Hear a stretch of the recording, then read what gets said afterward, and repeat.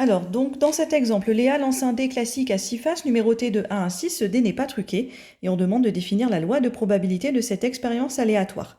Donc, on commence par définir ce que l'on appelle l'univers de cette expérience, c'est-à-dire c'est l'ensemble des résultats ou issues possibles. Donc ici, c'est l'ensemble constitué des chiffres de 1 à 6. Ensuite, on va pouvoir construire ce qu'on appelle la loi de probabilité. Donc, on rappelle, une loi de probabilité se représente en général dans un tableau pour une lecture plus aisée. Dans ce tableau, on reporte dans la première ligne l'ensemble des issues possibles, d'où l'importance de bien préciser l'univers en amont. Donc ici 1, 2, 3, 4, 5, 6. Et ensuite, dans la deuxième ligne, on va venir reporter les probabilités de chaque issue.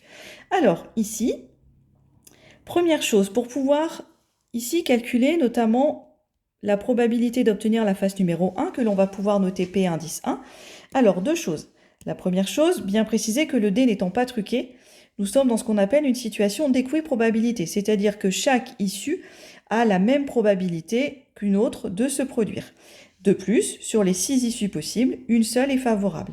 Donc, la probabilité d'obtenir la face numérotée 1, c'est le nombre d'issues favorables, c'est-à-dire une, puisqu'il n'y a qu'une seule face numérotée 1 sur les 6 faces du dé, sur le nombre d'issues possibles, donc ici, c'est 6. Donc, la probabilité d'obtenir la face numérotée 1 est un sixième. On réitère exactement le même calcul pour les autres faces et l'on obtient à chaque fois 1 sur 6 puisque chaque chiffre n'apparaît qu'une seule fois sur le dé. On peut vérifier que lorsque l'on additionne les probabilités, donc ici ça donnerait 1 sixième fois 6, c'est bien égal à 1. Et donc voilà, la loi de probabilité de cette expérience aléatoire est terminée. On précise l'univers, on construit le tableau de la loi de probabilité et on justifie.